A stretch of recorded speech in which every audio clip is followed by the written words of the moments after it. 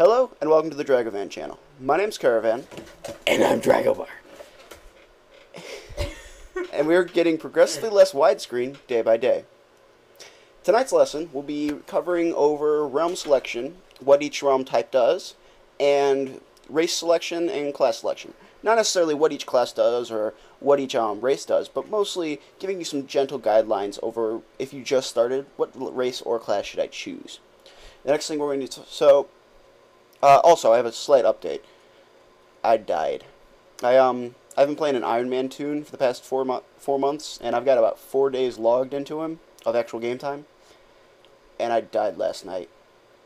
I'm surprised I didn't cry. He was level 60, and I reached my big goal, which is a different story for a different time. But yeah, I died on my Iron Man toon, and it makes me really sad.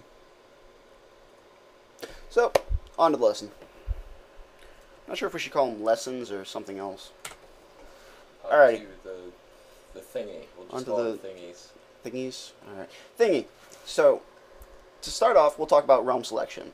What type of realm you want to choose, and what each realm does. So, the first thing you're going to want to factor into is, are my friends playing on a realm? If they're playing on a specific realm, like they tell you, join this server as this side. Like, my friend said, hey, join Death Rock as Horde. So I joined Death Rock as Horde, and we played together, and it was really fun. But if you have a choice, let me explain what each different realm type does and the population. The realm types, there are 4 different types. They have a nice little handy-dandy thing here to explain it. Each of the different realm types have slight variations. So for the first one, we have normal realms, or PvE realms, as they're most commonly referred to. The normal realms have a rule in place. If you're in a here, one second.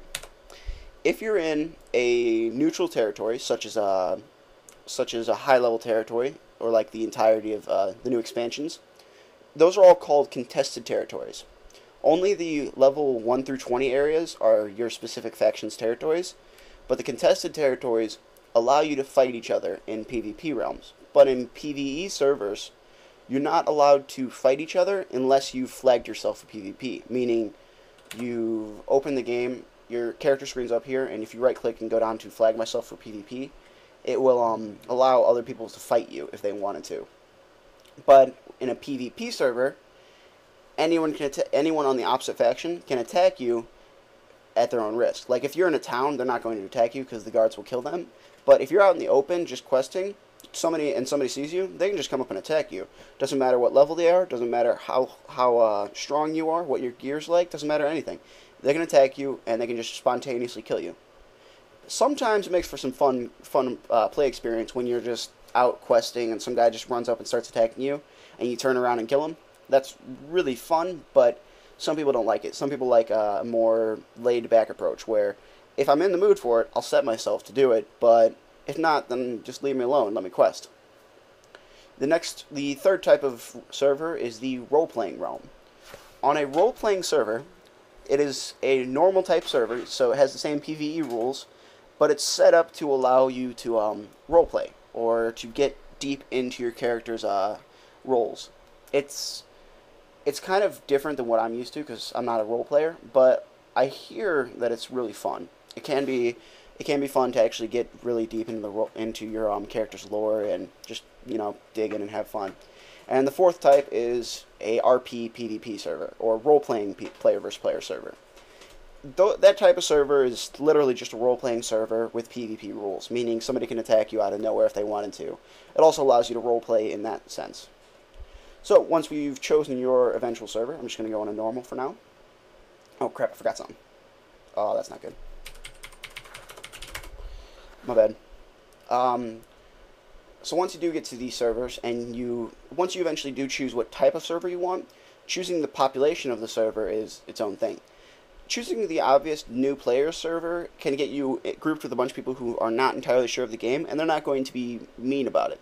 I mean, anyone who joins a new player server should be a new player, so they're not going to be a bunch of elitist jerks who tell you that you're a noob for not knowing what's going on. But if you already know what's going on, or if you don't like just playing with new players, you want to play with everybody, then I'd recommend going with a medium or a high type server. So try to skip any full servers, because when new expansions come out, those can eventually lock up and become become entirely full. So I'd recommend staying with a medium or a high population server.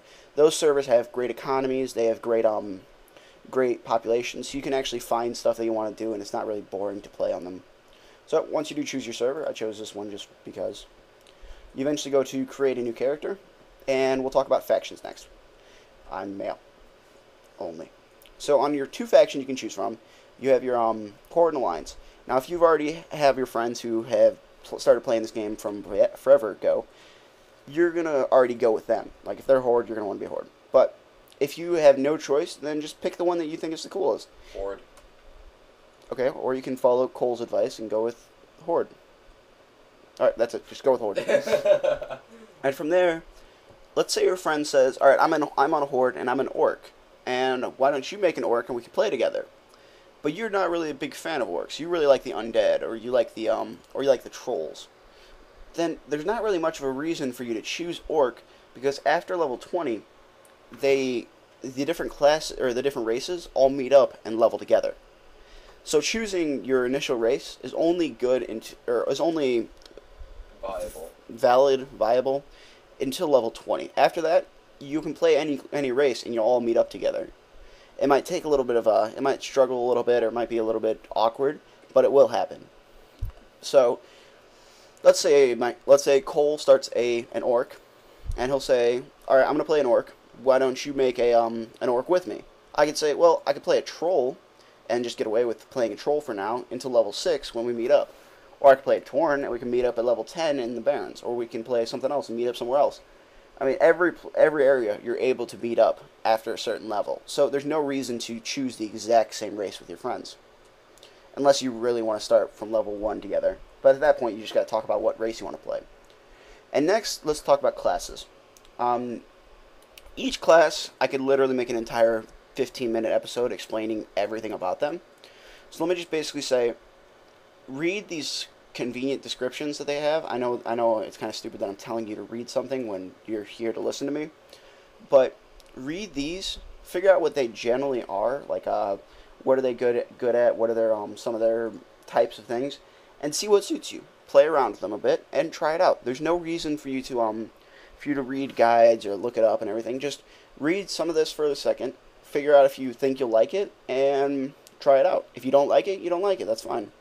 Also, another thing to realize is that when Mists of Pandaria come out, they're going to update the character creation screen, allowing for more detailed information on each class, each race. Yeah, this might become invalid after a little while, but the guidelines are still the same. So if you're a new player and you have no idea what you want to do, just try out something. If you're used to being a barbarian or a warrior in different games, just continue with a barbarian.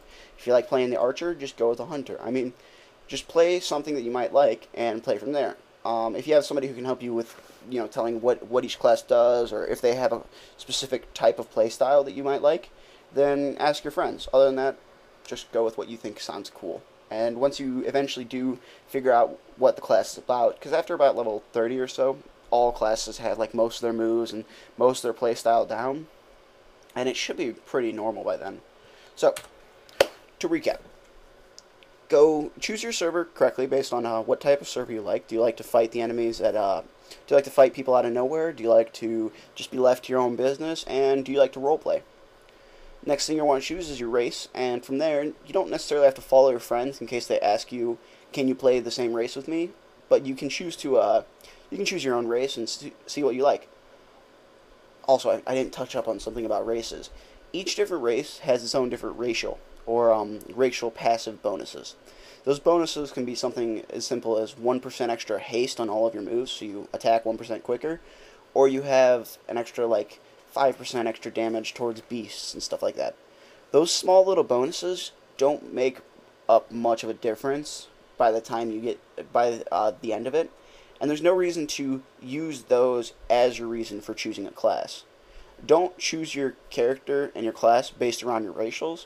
Just accept whatever you get based around what you like, because those racials don't factor into the game until you get really, really far into it. Because once you're min-maxing in a really hardcore guild, then they make sense. They're like an extra 1% extra damage of some sort. But other than that, it doesn't really matter. Just choose what you enjoy and play to have fun. Any other comments, Cole? Not really, just enjoy what you're doing. I mean, your character is pretty much your entire representation of who you are within the game. Pick something that appeals to you. Pick something that you enjoy. Okay. Well, I'm going to try to get over the heart stave of my, character dying, and I'll talk with you guys later. Have a great day, guys.